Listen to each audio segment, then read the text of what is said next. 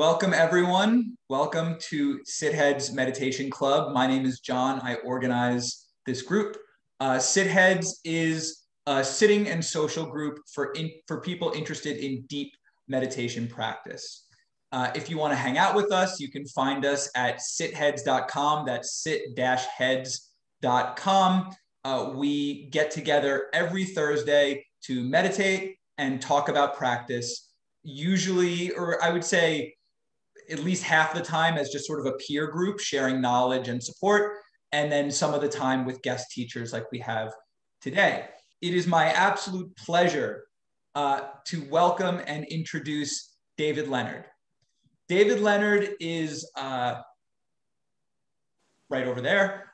He is a meditation teacher with over 50 years of practice experience. He is also, for whatever it's worth, my teacher's teacher, sort of my grand teacher, which makes it a real pleasure to welcome him to this group. David, correct me if I get any of this stuff wrong, David, but my understanding is that David was a monk for over 3 years in the Theravada Buddhist tradition in Sri Lanka. He is good friends with the great meditation master, the Venerable Pemasiri, based in Sri Lanka. David did, I believe, something like 8 years of retreat. So he is a very experienced yogi with a lot of practice under his belt. I understand his main area of expertise to be the Theravada contemplative tradition, especially in the lineage of Mahasi Sayadaw. David, did I miss anything important in introducing you? No. I got it? That's good, yeah. All right. I know I'm talking a lot. We got sort of whacked for that the last time that you visited, but I can't help myself. This is who I am. So we're going to do a short conversation, maybe 20 minutes, 25 minutes, something like that, between David and myself, which will help sort of seed the Q&A, give you some ideas about things you might want to ask. And then we will have an open Q&A for you all to ask questions of David. David, do you have anything that you would like to say before we start? Not really. Thank you for inviting me. You're very welcome. So I have some questions for you. There we are. All right. So my first question, David, and my hope is that rather than this be just I sort of pitch you a question, you answer it, I pitch you another question. I'm totally okay with this becoming a conversation. If you want to push back on something I said, or you want to ask me a clarifying question, I'm okay with there being some back and forth, though obviously we're mostly interested in what you have to say. So in today's sort of spiritual marketplace, there are all sorts of options, right? Every sort of spiritual tradition is now on offer on the internet, or you can find teachers in your area teaching in all sorts of different styles, all the various schools of Buddhism, and of course, all the non-Buddhist contemplative traditions. Some are more prevalent than others, but they're all sort of there for people in a way that wasn't true decades past. So as a practitioner of the Theravada Dharma and the sort of Mahasi style Vipassana practice, what would you say, this is a weird question, but why choose that? What are the unique advantages, benefits, qualities of the Theravada Dharma and Mahasi Sayadaw's approach to practicing Vipassana? Well, I think I'd start by saying the mind is a very complex, sensitive thing. And when you decide that you want to meditate, you're picking a tool that you want to use to alter your mind, to shape your mind, to improve your mind, and I think that you should be really careful about what you choose, because, you know, meditation is a great tool for improvement, but if you have a faulty system, or you're not applying it correctly, it can do damage also.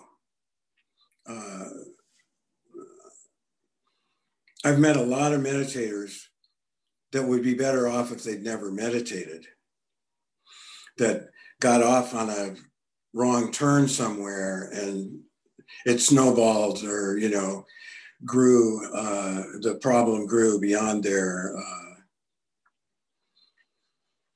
capacity to deal with it. And the other thing is, if you're going to meditate, I would say pick a long established tradition that has a good track record, and you really should start out with a teacher so that you learn the method correctly. For starters, that's maybe 80% of the whole project is doing the practice correctly. And so if you learn the practice, a good practice, you learn it correctly, and then you have someone that you check with. I mean, if you're in a retreat or something, you would probably meet with that person daily. If you're doing it like we are, virtually or something, maybe every week. And an experienced teacher can spot when you're veering off course, or doing too much of this and not enough of that, and can shape and correct your practice. I mean, if you just read a book and it sounds good and you start really trying hard, that's kind of dangerous, can be. I mean, some people can just read something and then they do it correctly, but I think it's very rare. So it's just, meditation is a powerful tool that you're using on your mind, and it should be carefully entered into and chosen and helped along. People have said to me, "Oh, I want to be a meditation teacher." And I say, okay, well, 80% of what you do should be getting them to do it correctly. And the rest of what you need to know is how to deal with problems, how to spot and correct deviations. When people get off, the nature of the mind is not to go towards enlightenment. It's to go the mind basically goes the other direction. So when you're trying to turn around your mind and aim it at something that you quite probably don't understand, you should have help if you can get it. It's really, I think that's very important. Yeah. Yeah. And you should decide, what do you want? Do you want to feel good? Do you want to get calm and dreamy and have wonderful, peaceful, joyful feelings? Well, that's a certain kind of meditation.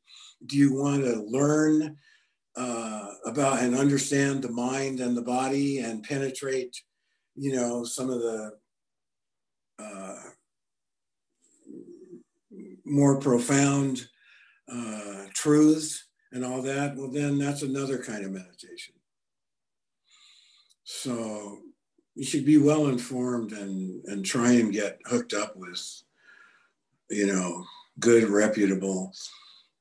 I mean, and people have books and they don't, oh, I meditated and I thought this was a good idea and I borrowed this from there and I put that in here and I think I like this and all that kind of stuff. And you get a hybrid that may or may not, that hasn't been tested for, we don't know the long-term effects. For instance, traditional meditations have been going on for 2,500 years. The contemporary versions of them, like the Mahasi method, has been going on for 75 years with 2 million practitioners. So they're not new to this, and they've seen, every circumstance possible. And because you're a good meditator, oh, this is a different subject sort of, but because you're a good meditator doesn't mean you're a good teacher or that you know how to. There are teaching traditions that pass on the skills and of how to recognize different things and what to do about them. I mean, the big thing that a meditation teacher should know is how to deal with adverse conditions, adverse reactions. That's really important, and you don't know that unless you've been trained in it and done a lot of it, But people, it's not uncommon for people to get off track slightly, and some, especially if they're doing a samatha practice. Concentration has a way of snowballing and growing. So a wrong idea or tendency or something can get really blown up and magnified in a samatha practice. So, I'd say go with, a good, reputable, long-standing, established track record. Yeah. Yeah. That's really interesting, David, because you just sort of slaughtered two sacred cows of at least two sacred cows of what might be no, we love that here, of what might be considered or what you might call like the sort of pragmatic Dharma internet. So this is a thing that I sometimes have to introduce guest teachers to who come to us because they don't always know about it, but you might. There's a sort of subculture or a loosely linked network of subcultures, yes, situated largely on the internet, where people are talking very frankly about practice, talking about awakening and taking awakening as their aim. And there are elements of sort of experimentation. There are there's a lot of hybridization. There's a lot of sort of talking about models and frameworks and evolving these models and frameworks. And there are also, I would say, certain teachers whose names you will hear over and over again if you hang out in those circles. And yes. I think two of the big things in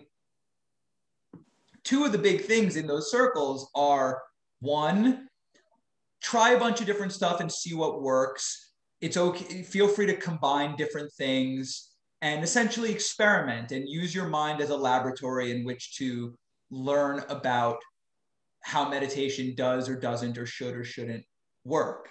So you basically pretty explicitly said, don't do that, right? Because you said, use a well-established tradition, right? Stick with a well-established tradition because of the safety and reliability that comes from its track record. So that's one thing. And then the other thing is you said you should really have a teacher. It's not a great idea to sort of do a DIY meditation training out of books. Now, in this sort of pragmatic Dharma internet, people will start meditating off of a blog post, forget a book. And now there is, I'm not trying to paint a negative picture. This is just the facts. I think that people would proudly say, we learn about Dharma in an open source way, from books, from the internet, and from each other, peer to peer, right? We are not bound by teachers. We do not rely on hierarchies or authority figures. We talk to each other. But I think it's much rarer to have a teacher who you can work with regularly. I know of very few, and I think it probably is, to be honest with you, I remember it was for me kind of frustrating to hear a teacher like you say something like, well, what you should really find is a teacher who will talk with you every week or something like that, be there for you every day on retreat. Those are hard to come by, is my Yeah, understanding. And I think one of the biggest questions that people ask in the sit heads group is, hey, do you know a teacher? You got like, they're like, it's like they're asking for drugs or something. Like, you got the stuff? Like, do you have do you have the hookup? Are you the yeah. plug? And so I guess my question is this: is it really so necessary to have a teacher that you have this one-on-one relationship with? Is it possible to go on retreat with a reputable teacher, get teachings from them, do your own thing in between retreat, and get your teachings on retreats, which I think is more viable for most Yes. people? And then my follow-up question to that, so I want to hear what you have to say about that, but my other question is, if the answer is, I said what I said, you should find the teacher, like, did I stutter? Then how do you suggest finding such a being? Well, I would say I would agree with you. A really good way to get going is to do a retreat with a reputable, a 10-day or longer maybe. That's probably the best and most available source for someone who wants to learn. It can be tough to for your introduction to be 10 days of silence and walking and sitting, though. But that's probably the best way to get going, I would say. The safest way. I don't want to sound, I'm not like some hardcore traditionalist or something like that. But I know from experience, mainly from meeting and working with yogis. I mean, God, I've met a number of people. I don't know if they can be straightened out. They're so just, messed up. Went off on nobody stopped them.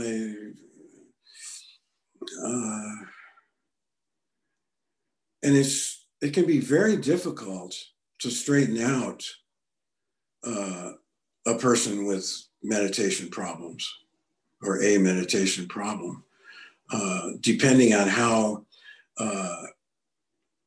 entrenched the problem is and how long it's been around.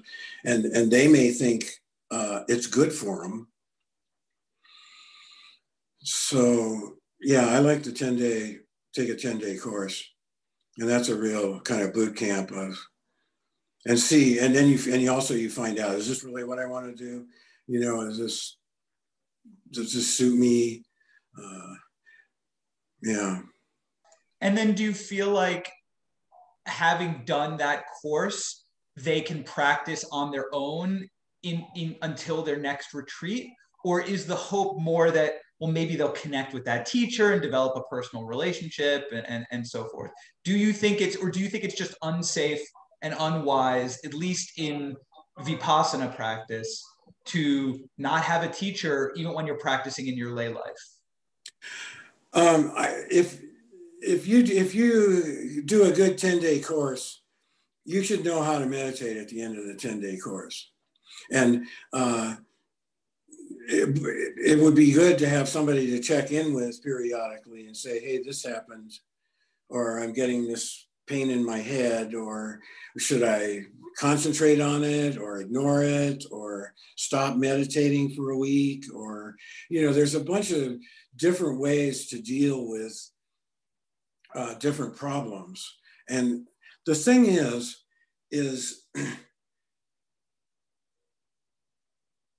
any meditation technique is kind of a scattergun approach. It's designed to encompass everyone. Here's what you do, and then they lay it all out.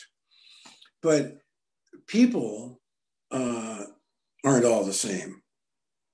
And within that framework, that greater, sort of all-encompassing framework, individuals are so different and have such different backgrounds and inclinations and concerns and abilities and all that,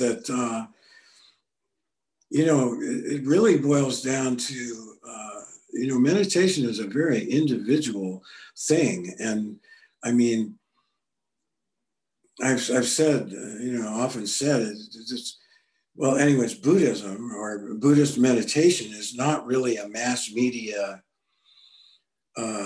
thing. I mean, every benefit, it's really passed on person to person. Everything I've learned has come from my teacher or from Pamasiri or from another yogi, really good yogi that's I'm friends with or something.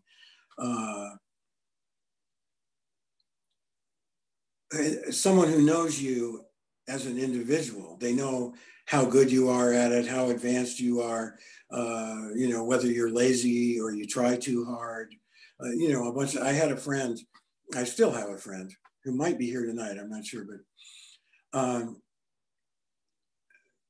when I got back from Sri Lanka, well, I didn't meet him until 15 years after I got back from Sri Lanka or something like that. And he kept saying to me, take it easy, man, just relax. And I said, and I thought, oh yeah, sure. I mean, you're not supposed to, this takes drive and commitment and everything, after him saying that to me for like 3 years or something, I finally took his advice. Oh, my meditation just flowered. I got off the, achievement path and just let things happen, as far as when mindfulness practice, I think I said this last week, but I asked Pamasiri, Venerable Pamasiri, I said, how much is right effort? How hard, how much effort is right effort? And he said, just enough to be mindful.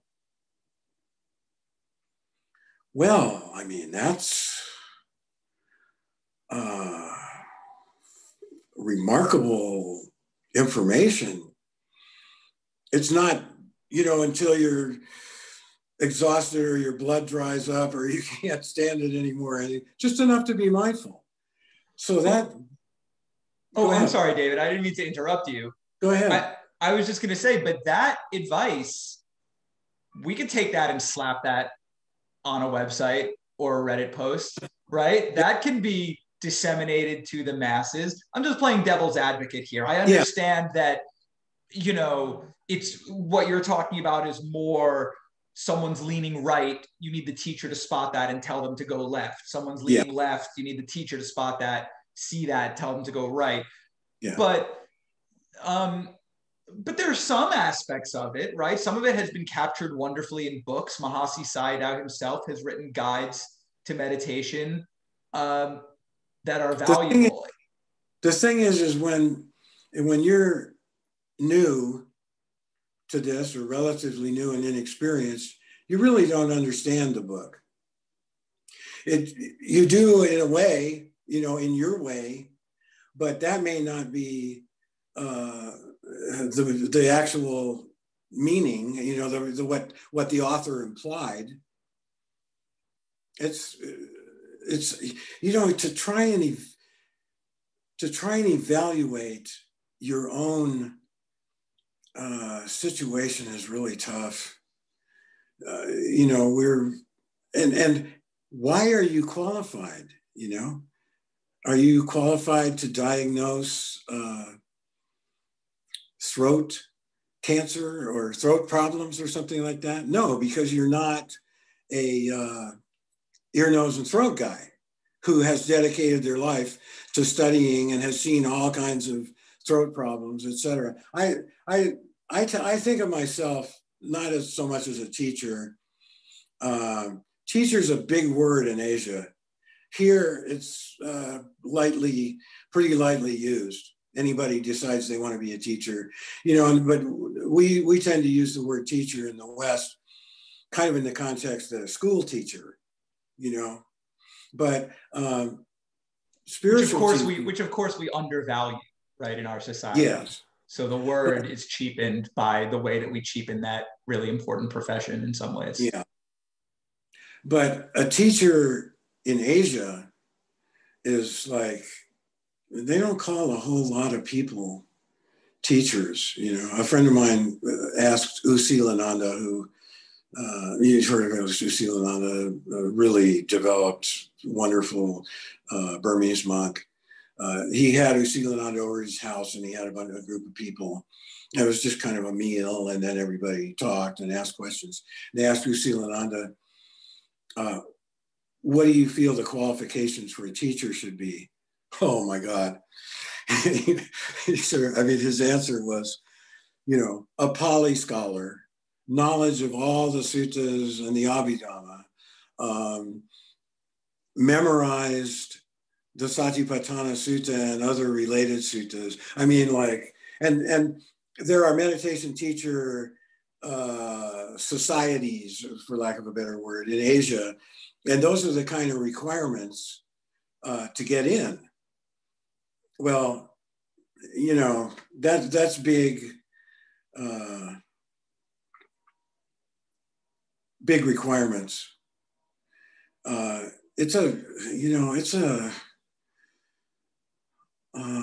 a big burden. I mean, a good one, but on a so-called teacher. I mean, you know, he becomes responsible for you basically. So he better know what he's doing. It's a big thing to undertake. And I mean, a lot of these teachers nowadays, they can teach you what they think is the way to meditate, but that's about it. I'm not out to criticize, you know, but really spotting problems and knowing how to deal with them, that's really huge. You know, I mean, if everything's going fine, what skills do you need, you know? But when things get off the tracks, that's when it gets important, when the skills become important. Yeah, I think that's a really important point. And I think it's important to understand when you're looking to teachers, is this teacher's skill set more one of, you might call them like a theoretician or a researcher? If we were to use an academic analogy, they write amazing books, useful books, right? They have deep experience themselves and they have laid it out in a useful way. Are they theoreticians like that? Or are they diagnosticians? Which I think is a difference, as you're saying, a different skill, right? Yeah. I have had interviews with teachers who were incredible theoreticians, but proved not to have as much skill in diagnosis. And then other teachers who don't bother with the theoretical stuff. They don't lay out their ideas brilliantly, or they don't at all. But their ability to diagnose, their sensitivity to what's going on in my practice. That's the important part. It seems the rarer thing. Yes, it is. So I think that's a really important distinction that I appreciate you making. You know, you're not everybody. You're John Crop, you know, and you're the one and only. Yeah. But I mean, you know, you're you, and then somebody else who's meditating is complete, you know, could be completely different, whole other set of skills, knowledges, hang-ups, whatever, you know. It's interesting. While all this is going on in America, you know, all the books and the Zooms and the YouTubes and all that kind of stuff, in Asia, they're pumping out skilled and in many cases enlightened meditators in large numbers. And most of these people, they you know, they're like a school teacher and they get 2 weeks off and they reserve time to go to the meditation center, and they go there and they get like 5 minutes of instruction, and they take the instruction and they go to the yogi hall or building or whatever, and they just do it, and they do really well. They don't have they're not loaded with theory and all kinds of ideas and all the subtleties, which is really to their benefit in most cases. You know, they do have faith in the Buddha and his teaching. They have faith in the teacher there. You know, the teacher's an old, established, respected teacher. They just take what he says and do it. They're not like, oh, is this guy really, you know, the real deal, or is he not? Blah blah blah blah blah, and they do amazingly well. Yeah, by the thousands. So while the West is weighing all the pros and cons and all the ins and outs and all that kind of stuff, there's thousands of people that are just doing it and really succeeding with it. First try, even. They didn't have, the people I'm talking about, they don't meditate at home. They got a bunch of kids and, you know, their in-laws live with them and they work, and, you know, they escape for 10 days or 2 weeks and go to the meditation center and do really well. So, yeah, we don't have that, you know, we just don't have that tradition. People don't grow up here with faith in the Buddha, Dhamma, Sangha, and all that kind of stuff, you know, and we're always weighing, we apply scientific principles to everything. We're like weighing all the benefits and pros and cons and ins and outs and all that kind of stuff, which, I mean, it's okay to do that, but it's nice if you don't have to. Yeah. We have to go the long way, unfortunately. Yeah. We have to take the long road. We'll still get there, one hopes. And we're dragging a lot more baggage with us. And Westerners do. All right. I could ask you questions all day, but I've monopolized your time enough. I think other people have things that they want to ask. So from Willie, I wonder what the outward presentation of someone who has gone the incorrect route would look like. Does it look like a psychiatric problem? David, do you have anything you want to say about that? They don't necessarily present as, I mean, if they're just, you know, nuts, it's gonna be obvious, but they don't necessarily present as, you know, messed up or anything. Usually you find out in a conversation.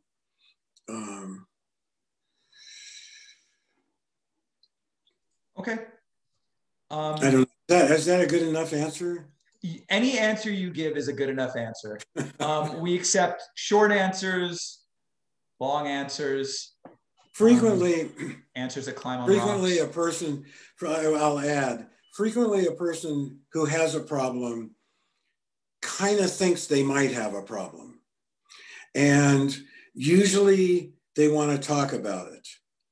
If they think you might, you know, have some insight into it, they'll want to talk about it. That's a good indication. And they may present it as some wonderful attribute that they have, even. I got into a conversation with a guy at a meditation center, and well, he told me he was an arahant, and I went, oh. And then, and then he told me about how he's circulating energy all around and up and down his spine and everything. And oh, that's interesting, you know. And we spoke a few times over a few days, and then on the last day, before he was going to leave, he looked kind of worried. And what had dawned on him was that this energy that he had going, he wasn't in control of it. And it was like, he couldn't sleep, and it was, you know, like out of control, maybe like a Kundalini syndrome or something like that. And he was getting ready to return home to his wife and his business and all that, and wondered what he was going to do, you know. And you can't straighten out somebody like that in one conversation. That's a big problem. I have, did I say this earlier? I don't know. I have a couple of friends that succeeded at Kundalini and got the energy rushing up their spine and out the top of their head and all that, and spent the rest of their life trying to cope with it and get it to stop. And for me, that's an illustration of a, you know, kind of a dangerous, iffy meditation that, you know, unfortunately, these guys succeeded at. And like I say, it obsessed them for the rest of their life, trying to deal with it. Oy vey. But they talked about. What'd you say, David? They what? About it. They wanted to talk about. Yeah, right. Cool. So I have another question that I think is similar perhaps to that one, but multiple people have asked me to ask it. And one person I think has asked to ask it themselves. So I think it's a slightly different angle on the same question. I think we've stirred up a lot of interest in this idea of dangers of meditation, probably because it's something that's not talked about enough. And so if it's okay, I'm going to go ahead and call on Morgan. Morgan, do you want to just ask your question? Can I see Morgan? You're about to. Okay. Hi. Can you hear me? Hi. Hi, David. Thank you so much for joining us. Pleasure. I was curious. I am relatively new to all these concepts. So just treat me as somebody who's totally unfamiliar with all these things. But I was curious, what are some of the adverse reactions? I think you just touched on some kind of a Kundalini syndrome or something, but what are some of the adverse reactions that you've noticed with people who do things incorrectly with meditation? Obsessive thoughts that they can't stop, visions, you know, scary.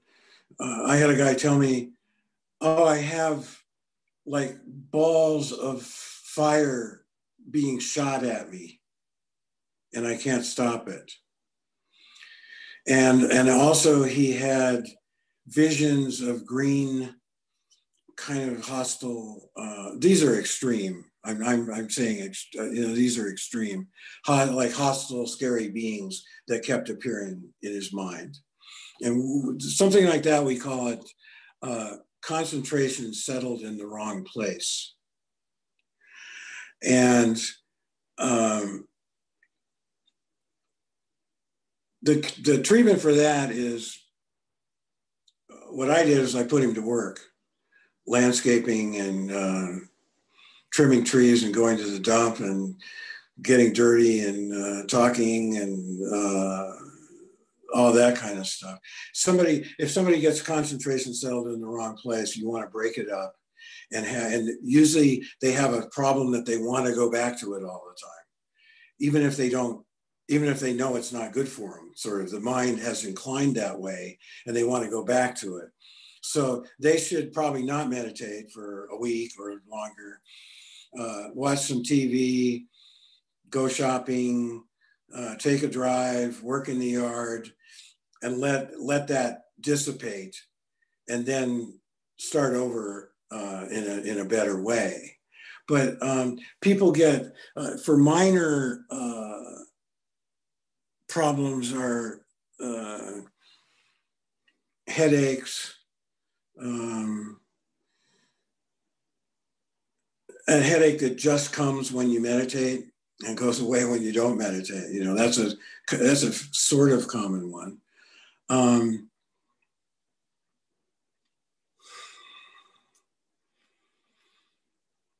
I'm trying to think of minor problems. A lot of minor problems are just runaway. The mind runs away, you know, like gets carried away on some subject, you know, something or something that happened, some phenomena or something like that. And really the goal of meditation, not of all meditations, but of, you know, the major meditations, is to stop thinking, is to cut, you know, is to see thinking reduce and, you know, and that's where peace and tranquility and concentration, you know, you can't have a concentrated mind if you're thinking all the time. So if you're doing like loving kindness meditation, I call it crowding out. You fill your mind with thoughts of loving kindness, and that crowds out thinking about your mother or your job or your car or the bird in the tree or the jackhammer in the distance and all that. That's basically concentration meditation, is you choose one thing and you stick with that and you crowd out all the other things. Vipassana or insight meditation, you don't try and change anything. This is the beauty of it. And this is why it's so effective and so really easy to, you know, practice. Is you can do it anywhere, and all it is knowing what you're doing. Now I'm thinking, now I'm crying, now I'm hearing, now I'm washing, now I'm itching, now I'm scratching, now I'm talking, now I mean, it's amazing. That's what the Buddha, that's the major discovery and contribution that the Buddha made to the world of religion. And it's like, really? That's it? Just know what you're doing? I mean, most religions and, you know, most meditations are sort of outward focused, you know, on God consciousness or expansive this or visions of that or that kind of stuff. And insight meditation, I have a 24-year-old son, and I was talking to him about, and in the Mahasi tradition, they call it noting. I was talking about noting, and he said, it's not really noting. I went, oh, really? He said, no, it's knowing. I went, from the mouths of babes, right? I mean, that's brilliant. He's right. It's basically just knowing what you're doing. There's a technique for knowing what you're doing. And when you do know what you're doing, the mind can't run away as easily, because you know it as it's occurring, and that kind of takes the steam out of it. The mind needs momentum to get out there, you know, to get going or get really angry or really sad or down on yourself or these things that we don't like to have happen, you know. And with mindfulness, you can stop them. And if you can't stop them, you can contemplate them and they still unfold, but it doesn't bother you. You have a distance on it, so it's not so personal. It's just the mind manifesting according to its nature. You know, if you have a habit of getting angry when you read about a politician or something, then when something triggers it, then off it goes, you know. And the mind's just used to doing that because it's unsupervised, basically. But if you see it starting, you go, oh no, I don't want to go there. That doesn't work out well for me. You can withhold, you know, you can pull back some support, be mindful of it, different things. Many of the problems are really kind of minor. They're more like technique, not applying the technique properly or misunderstanding what's going on. People in a meditation, in a Vipassana retreat or insight retreat, really common. They come to their interview and they go, oh, I should, you know, I don't know what I'm doing here. I should probably go home. My mind just goes on and on. I can't control it. I'm just doing terrible. And then you ask them, did you know before this retreat that you can't control your mind and it just goes on its own? And they go, no. Well, that's insight. And insight is sort of a counterintuitive thing, but it's learning about your mind. It's funny that it's the last thing we look at, but it's our entire world. You know, I mean, we know our world by what we see and taste and smell and hear and think about and touch and all that. But we don't look at the source and say, well, wait a minute, what kind of equipment is presenting this documentation to me? You know, what's processing this?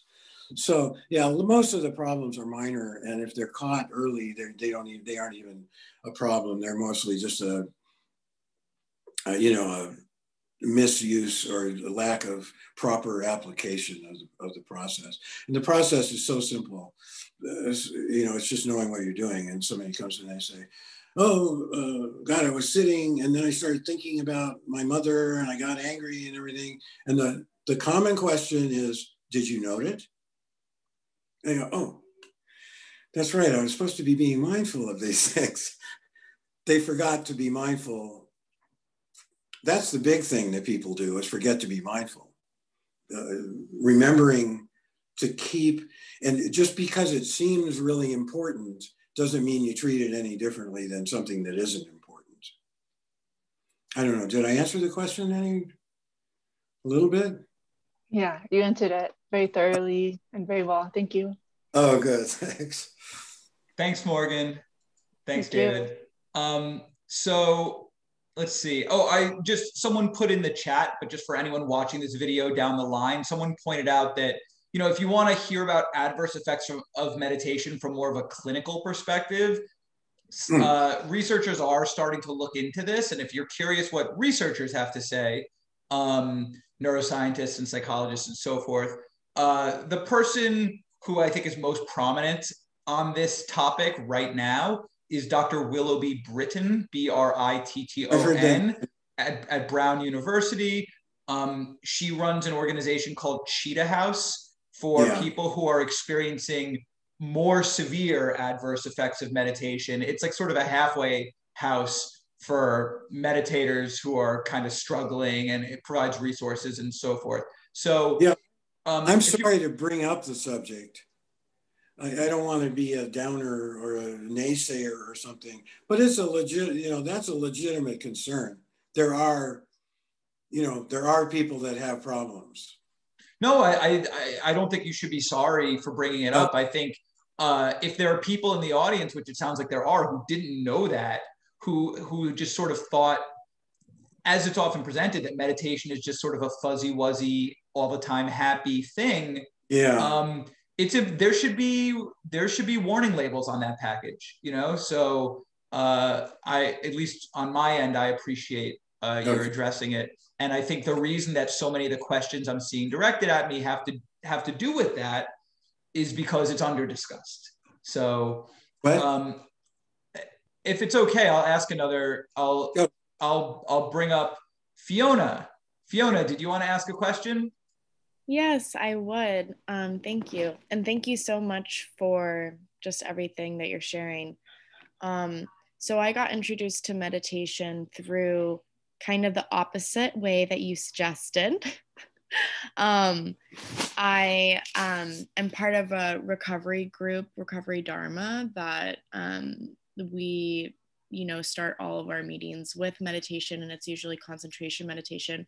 And so just thinking about with everything that you said, it makes me want to get more intentional with kind of discerning what practice particularly do I want to go into and how should I go about doing that. And one of the things I'm curious about is, do you feel like there are certain meditation practices that are better? I know you talked about how some ones will give you certain things that you more likely, like if you want to feel this way, go this route. If you want to feel that way, go that route.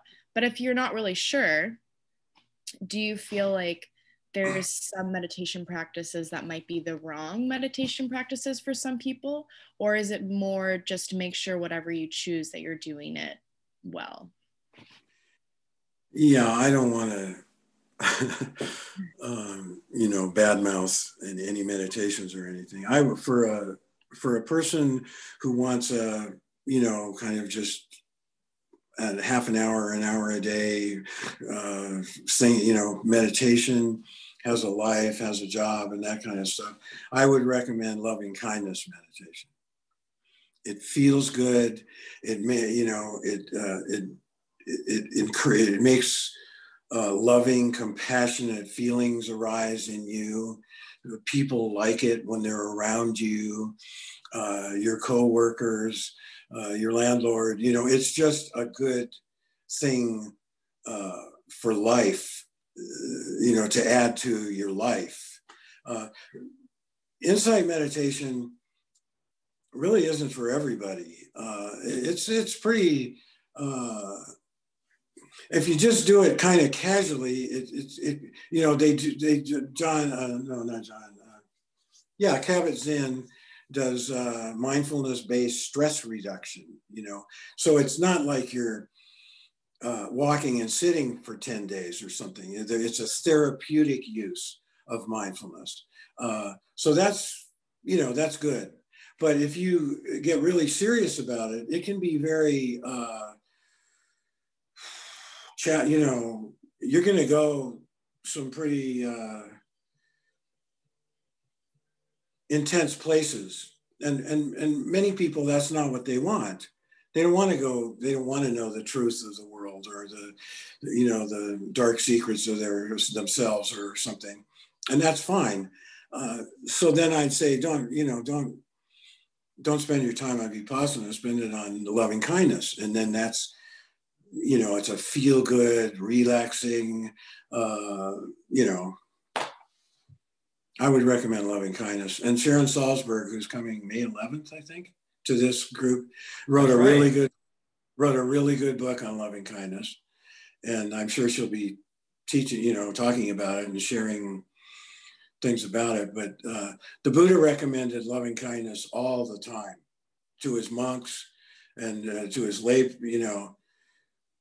because then he wanted them to get along and in harmony and compassion and patience and all that. And that's what loving kindness is for.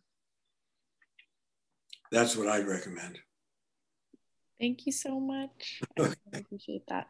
Also, I'm sorry to ask and run, but I have to run. So goodbye, everyone. Oh, bye. Thank you. Bye, Fiona. Thanks for your question. Thanks for hanging out. Thanks for everything. All right, excellent. Let's see who's next. Who's up?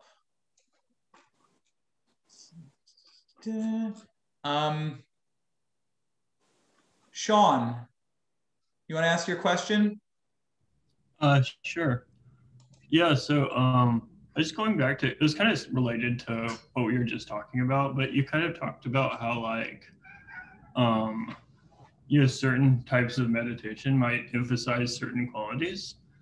So is there do you have suggestions for or is it possible that like if you just like really stuck to one kind of meditation, like you might like somehow like get the wrong type of enlightenment or something? Like it doesn't seem like the worst kind of problem to have, but like you might end up like emphasizing like qualities that you didn't really intend to emphasize. Is that something you should be like careful about? I wonder if I'm not sure I understand the question. I think I do. Are you asking whether some kinds of meditation produce an off-brand, not really enlightenment? Was like, that maybe like, is it possible for somebody like they think they're gonna emphasize certain qualities, but they end up like totally changing their personality in a way they don't really plan to do? Yes. That's something you should like watch out for. Yes. Are there ways we could like watch out for that? Yeah. You definitely should watch out for it. If what you're doing, not you, but if what one is doing encourages thinking, I mean, a lot of people that think they're meditating are really just thinking. And you don't need to meditate to think. You can do that. You do that all day long. Can't hardly stop it enough to go to sleep at night. Not you, people. You know, thinking. There's plenty of that to go around. What you should be looking for is relief from thinking. You know, a simplified, settled, calmer, more peaceful mind. At least that's the traditional goal of most meditators. Is they want to stop the mind or get it concentrated and calmed and more manageable and just more easily dealt with and contained. And loving kindness does that.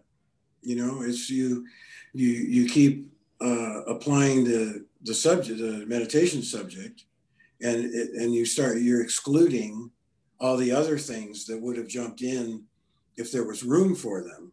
That's all concentration is you get your mind going on one thing rather than, chaos. So loving kindness is good for that. Vipassana is good for that. It's a little harder, a little more active. When you get good at it, though, Vipassana is much harder at the beginning than it is later. It's hard to start reining in and corralling all these wild thoughts and ideas and sights and sounds and all that kind of stuff. But when you get good at it, then it becomes really effective. And you want to, you come home from work and you go flop in the armchair and do Vipassana for 15 minutes or something. And it's like, okay, now I feel better, I'm like, that's over and in the past. And now I'll just live from now on in a little nicer, more manageable way. Was that?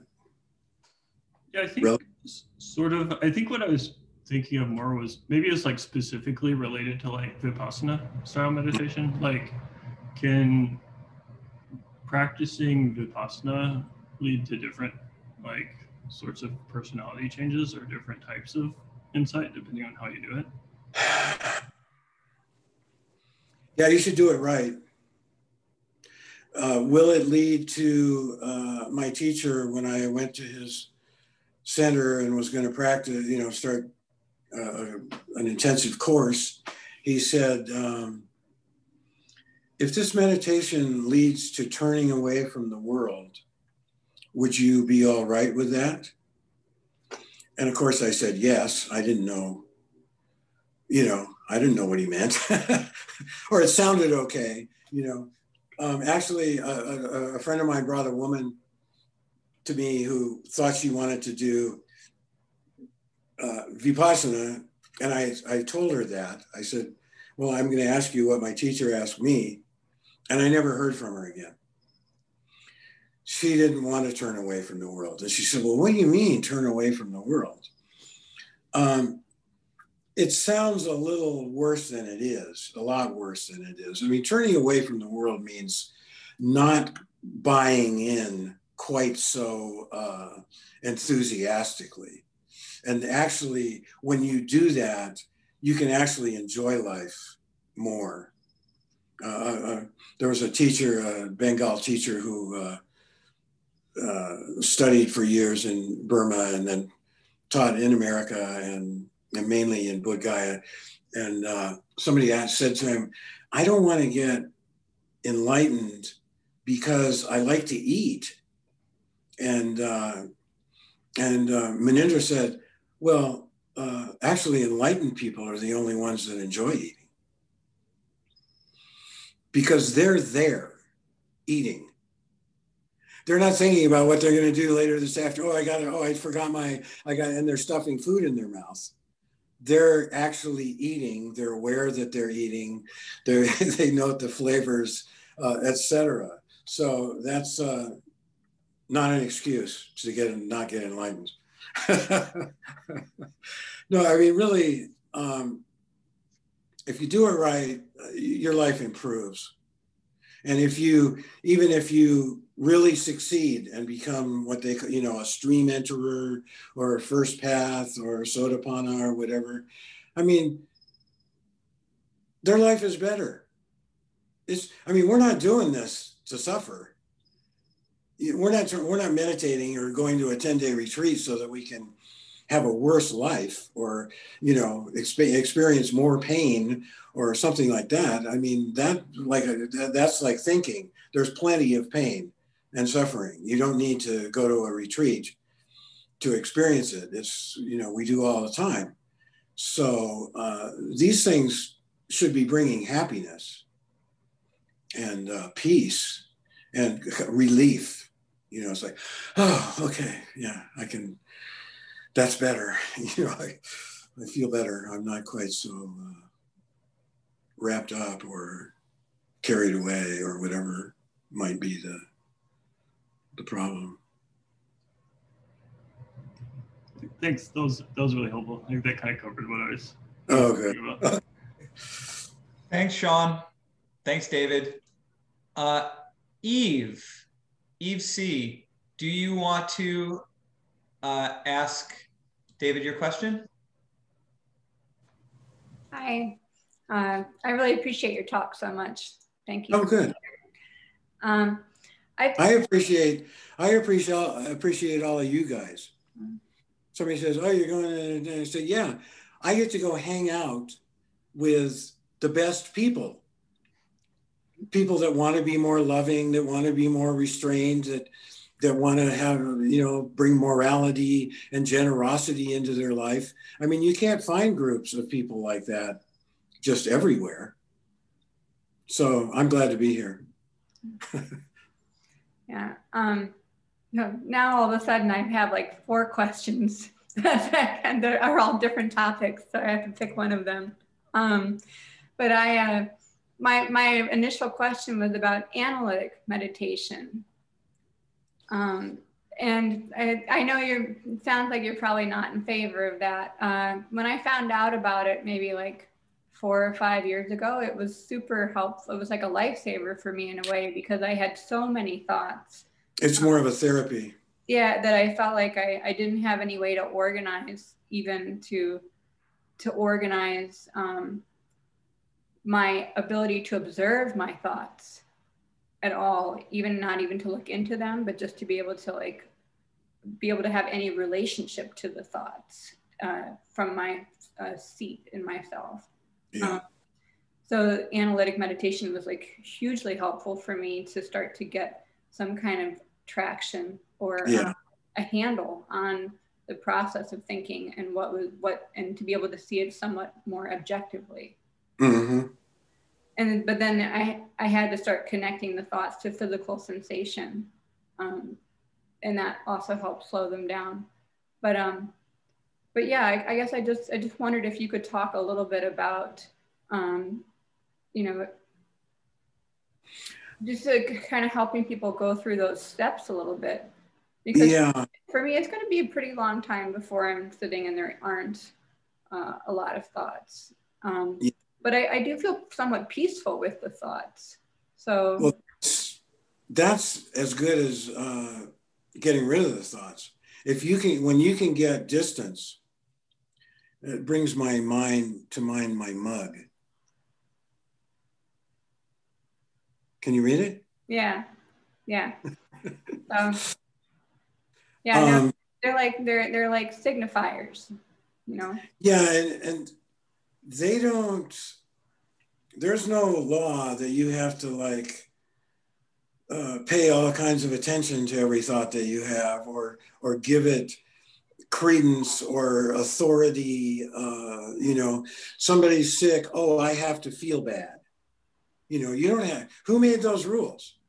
You don't have to feel bad because or you lost something, or you broke up with, you know, a love interest or something like that. So you have to feel bad. You know, there aren't any rules like that.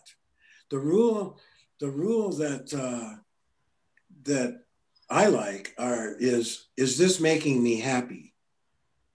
Is this leading? Are these thoughts leading to happiness? I mean, because that's what we want. You know, the ultimate goal is people want to be happy. And but if you feel required to spend all kinds of time and pay all kinds of attention and go through, you know, all kinds of trauma or something, you may not need to. I mean, I'm not saying that therapeutic, like, you know, the kind of analytical meditation or whatever. I'm not familiar with the exact, you know, but I'm not saying that's not good. Obviously, it's been, you know, it's helped you, you know, going to a psychologist or, you know, confiding in a friend can be, you know, that's what some people need. That's not all they need, but if that helps them and unburdens them, that's good. But you don't want to get obsessed with the problems. Right. You don't want to like the whole thing. You don't want to accept every one. Okay, I got to deal with this one and that one and this one and that one. Frequently, you don't have to. It's, you know, you can just, you know, okay, well, I don't really want to do that. I think I'll just be happy instead. And that sounds like an oversimplification, but with some skills, you can do that. I mean, you see thoughts arising that you know where they're going to lead, and you don't want that. Think about your puppy or your dear friend, or take a drive, or go get a latte or something. Do something else that's better, that makes you feel better. I mean, it sounds very sort of self-serving, but I mean, yeah, you change how you're feeling and it changes what thoughts are coming up. Yeah, well, or maybe you just leave those thoughts behind and just go, okay, well, I'm not really in the mood for that right now. I want to, you know, do something that feels better. And with a little practice, you know, with some practice and some skill, you can do that. It's called, you know, it's a meditation tool. It's called substitution. I was driving with a friend of mine, pre-Christmas traffic, lot of traffic. And he goes, oh God, what are all these people doing? You know, and I could have gone a different way and it would have been quicker and all that. And I'm thinking, well, we're those people also. We're part of this traffic jam, you know, and these people are probably, you know, maybe like going to the mall to buy thoughtful gifts for their loved ones, you know. So the difference being is how, you know, you can look at a situation in a number of different ways. And I said to him, you don't have to think about it that way. You can, this can be a happy experience. And he went, oh yeah, sure. That's easy for you to say, like all this. And he's actually a pretty developed guy. And a couple of minutes later, he went, you're right. And he just changed the subject, to something that is going to go a good place. Okay. I don't know. Did that help? Yeah, it helped a lot. Oh, good. Okay. Thanks, Eve. Thanks, David. Let's see. Stephen, do you want to ask your question? Sure, yeah. In the spirit of Earth Day, what are your thoughts on what Theravada has to offer in the way of ecological awareness, sustainable lifestyle, and climate justice? Theravada doesn't really, the Buddha said, suffering and the end of suffering is all I teach. And he kind of, which I think was, he steered clear of politics. And in those, 2,500 years ago, I don't think environmental issues were, were an issue. I think if you, fill your heart with love and compassion for people, that's going to lead to concern for their drinking water and the sustainability of their agriculture and air quality and all that. I mean, I think, it's especially to the degree that those kind of things have become, I mean, they're water purity, air purity, and sustainability of agriculture are at, near crisis, if not crisis proportions. And they become, they started out long ago as a sort of environmental issues. They're becoming like public health issues and just quality of life issues. And, if you're practicing loving kindness and compassion and, and care about the welfare of you and your kids, if you have them, and everybody else, then I think they're fair game. I think they're very legitimate issues. Really hard to get results. I mean, there's really powerful forces that are not interested, So if you have the time and the inclination and all that, it's a good thing, I think. I mean, the world needs more concerned and not just angry. Anger seems to be the common response to everything nowadays, kind of, and that really, it has limited results. But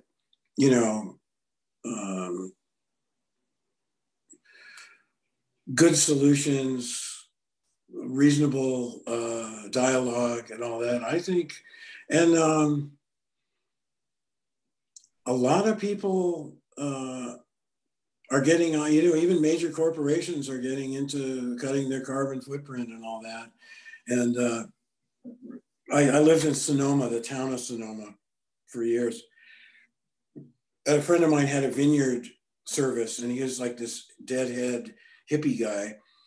And he got one customer for an organic vineyard. And one thing led to another, and now he's got a huge vineyard services. I mean, they'll go from raw land all the way to you've got a vineyard.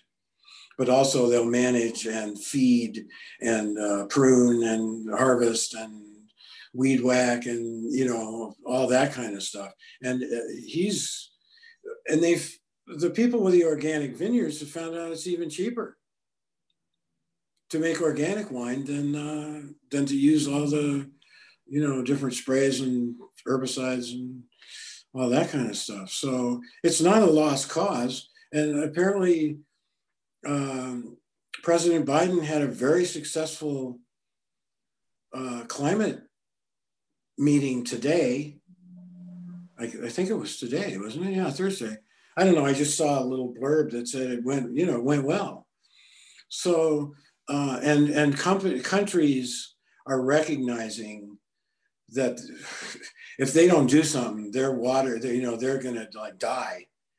I was reading about in India, the garment industry is so huge, and they're dyeing all these things and manufacturing all this stuff and putting it all in the rivers, that the rivers are like gone, you know, and then the agriculture that relies on those rivers can't use that water and are you know, can't grow their, you know, having a hard time finding water to grow their crops and all that. So it's a viable, you know, it's not like nobody's talking about it or anything.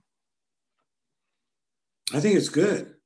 Like I say, if you have the time and all that. The thing, the Buddha said, how can one who is caught in the quicksand pull another out? So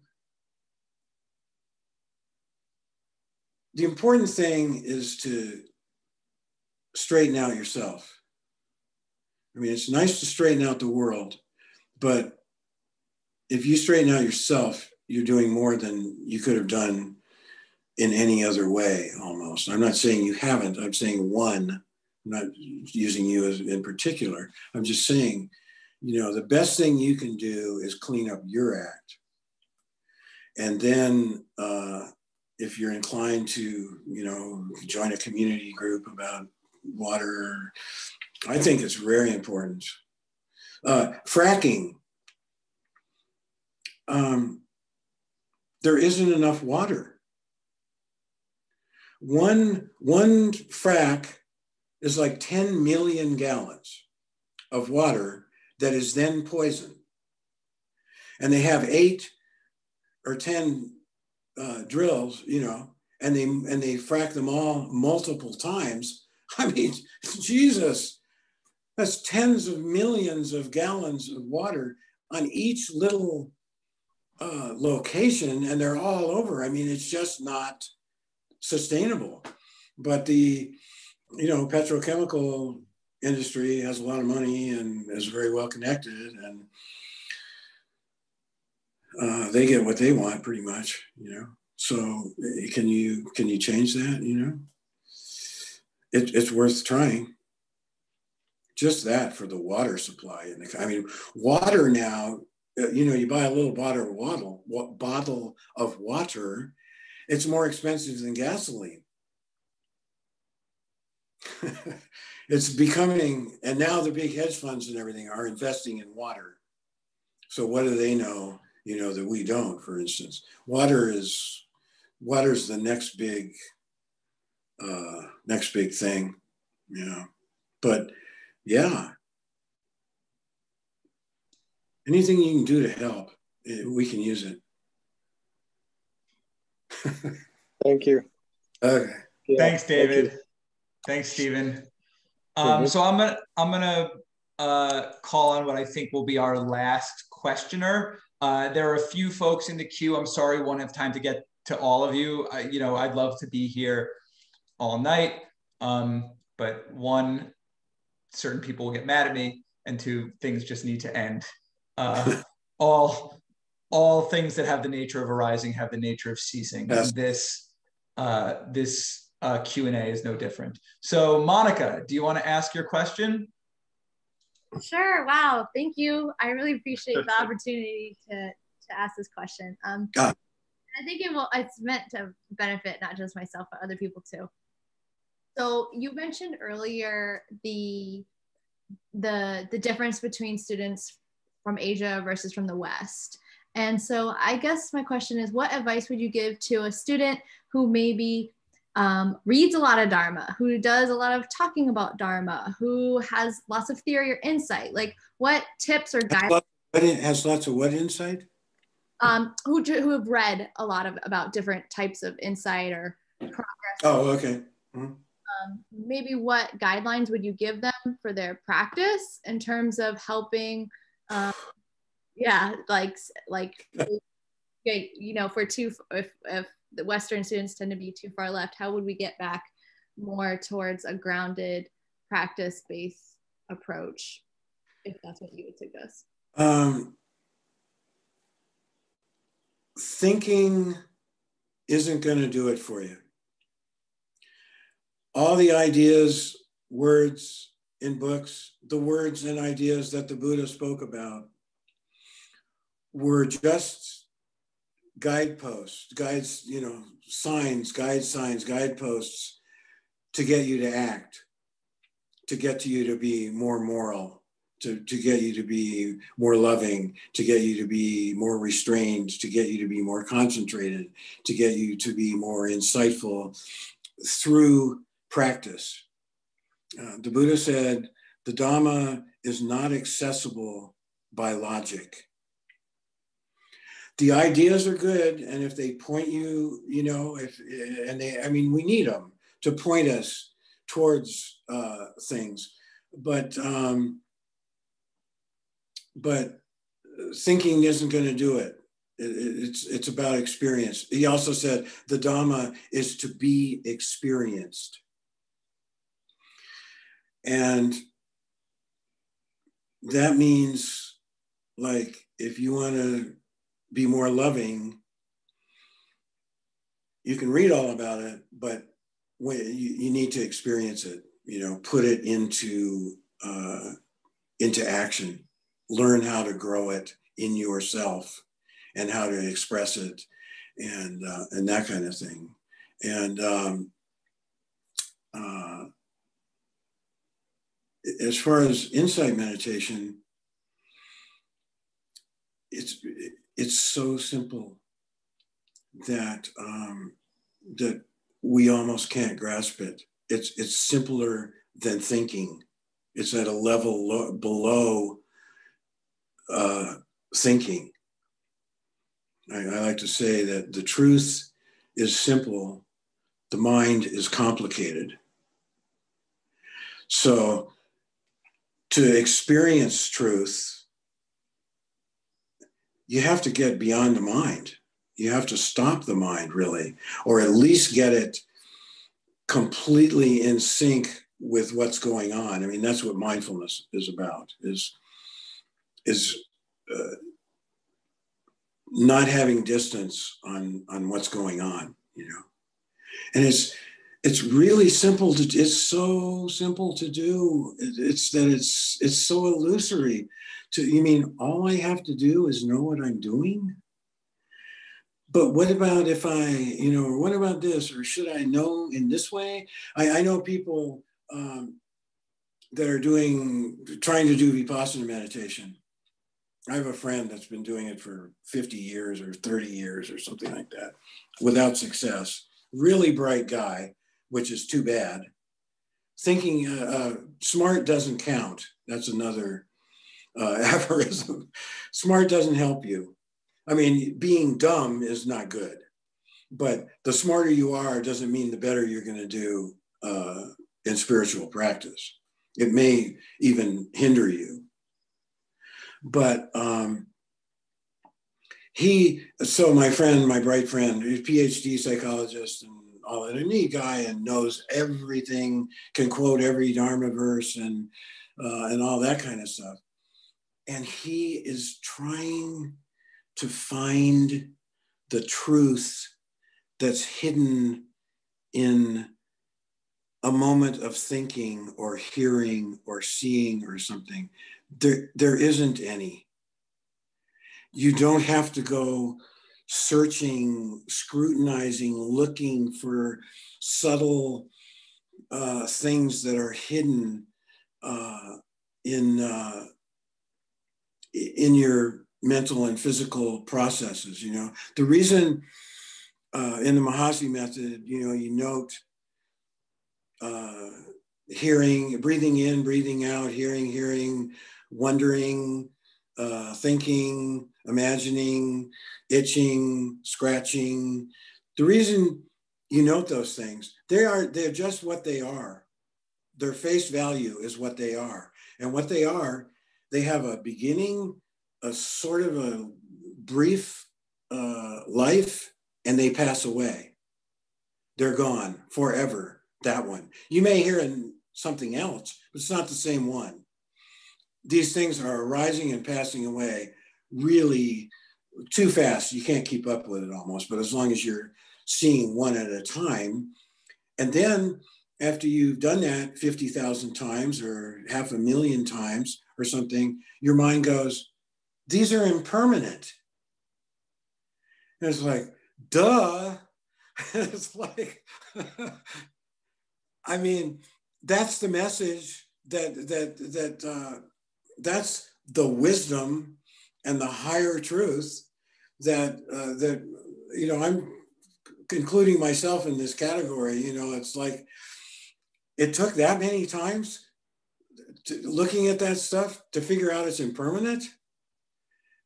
And then, you know, the three characteristics: impermanent, unsatisfactory, not self. You know, so you see impermanence, and then you go, you know, this really isn't all this mind that I'm watching on and on and on isn't really that great. It's not really making me happy necessarily. It's kind of oppressive. Oh, unsatisfactory. And then you keep looking and you realize these things are just happening on their own. I'm not creating. I don't say, may I now hear. You know, somebody honks a horn and I hear.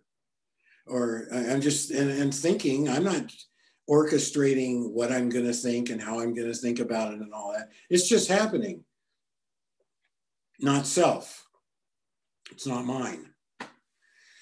That's it. You get fully enlightened doing that. That's all you have to do. And you can, all your dreams can come true. But it just seems too simple, you know? And I knew this monk. He was a Brahmin, Indian, you know, Indian person, but he was a Theravada monk. He had been a professor and, you know, was this very educated, knowledgeable, wise, and full of himself kind of neat guy and all that. And so he studied all the suttas and Abhidhamma and everything. And then when he felt he knew all the information, then he said, and he told his teacher, okay, I'm ready to meditate. And the teacher basically told him, okay, just be aware of what you're doing. He was so offended that a guy as smart as him, I mean, I'm saying that wasn't exactly the way the instructions were. It's like, you know, be aware of your mind as it arises and passes away or something like that. And he was so offended that someone so smart and so knowledgeable and everything would get such a dumb, simple, you know, that's a meditation subject for a fool, you know. But he overcame his resentment and did it for a while and went, oh man, this is the bomb. Like, you know, once he had done enough of it, he realized the wisdom and effectiveness of what he was doing. So, yeah. Did I answer the question? Yeah, thank you so much. You said I did answer it? Yeah. I'm not going to Okay. talk about it more. What I would say to a Vipassana practitioner is stop thinking and just, you know, give up, let go, don't expect, don't judge, don't look for what might be coming because you don't know what's coming. Just be mindful. And I'll repeat what I said earlier, that Venerable Pamasari, I asked him, how much effort is right effort? How hard should I try, in other words? And his answer was, right effort is just enough to be mindful. Most people are trying too hard. If you're being mindful, that's it. If you're seeing one thing after another, you're doing it. Okay. Thank you, David. Thanks, Monica. So let's get ready to wrap. We're going to say our goodbyes, but David suggested that we have a meditation at the end. We've gone on a little longer just because the Q&A was so good. We'll do a shorter meditation, but the world's not going to end. Meditation's the most important thing, but we don't have David Leonard every day. So you gotta squeeze every last drop out. And you don't stop meditating when the hour is up either. That's true. So what we're gonna do is for 10 minutes and then just turn off your device and keep going, Absolutely right. Absolutely right. So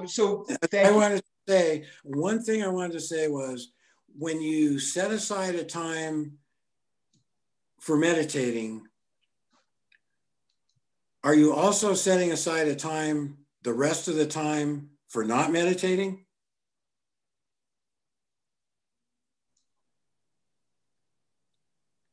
I'm flummoxed by this question, David.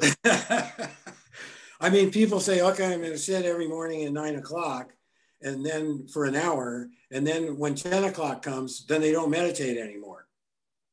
And you can be aware of what you're doing when you're walking, when you're washing, when you're doing the laundry, when you're sweeping the floor, when you're taking a bath, when you're brushing your teeth, when you're, don't partition your practice into one little segment of your life. In fact, I encourage people, build a practice that works for you, that you can sustain like as part of your life, not as a segment. Can I be loving all day? And can I know that I'm walking when I'm walking? Yes. I often wonder, what do people think about when they're, when they go to sleep? That's one of the main things I think about. I mean, I can't imagine trying to go to sleep without meditating in bed. Well, David, we can't be doing that all day. I mean, that's when we listen to podcasts. So that's not really an option. No, I'm just kidding. A really excellent point. And thank you for making it.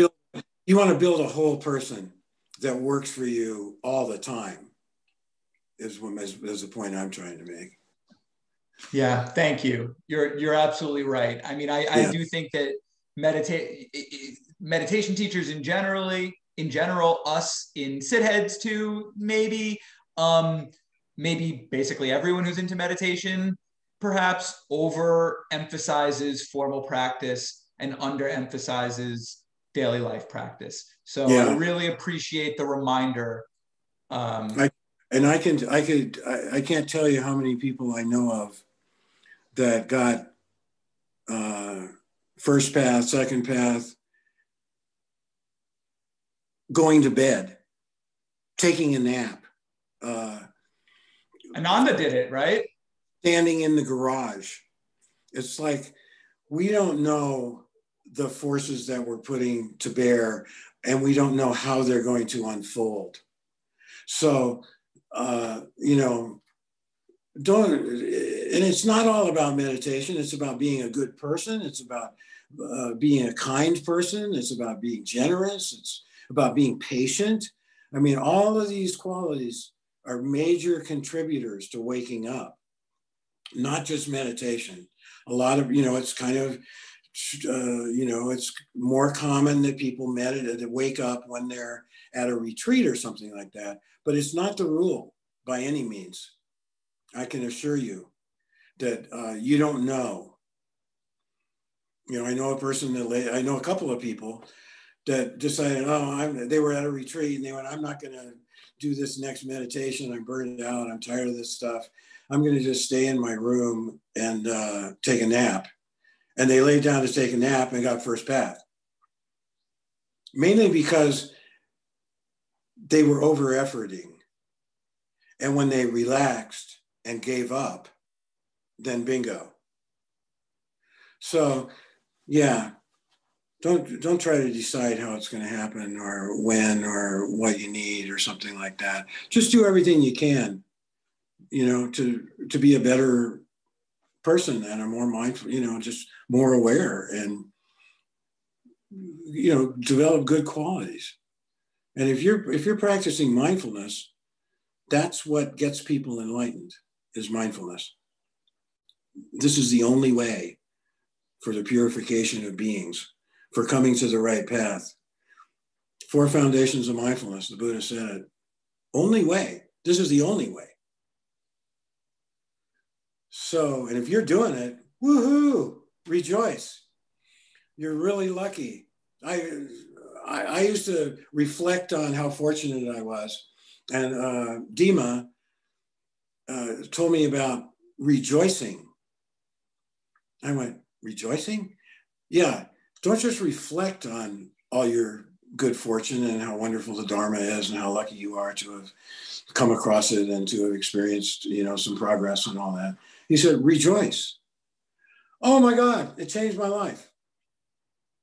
It's okay to rejoice. Happiness is a wholesome state of mind. Thank you so much, David. My pleasure. On behalf of everyone, I think everyone really got a lot from this. I certainly got an enormous amount. You said a number of things that I certainly needed to hear with respect to practice. So I'm very grateful to you for that. Good. And if you out there in Zoom land are grateful, or if you are watching this video, because I'm going to put a button below this video for this, and you would like to offer Donna some support, donations in gratitude for these teachings out of a spirit of generosity, I'm putting the link in the chat for Donna. I'm putting the link for David's website. I'm putting our website. If you ever want to hang out with us again, we do this stuff all the time. Yeah, and are there any last things that you want to say before we say our goodbye and then sit? No, I've said enough. Well, thank you everybody for your questions and for your attention and your presence. And thank you, David, for the Dharma. So let's sit. Bye, everyone.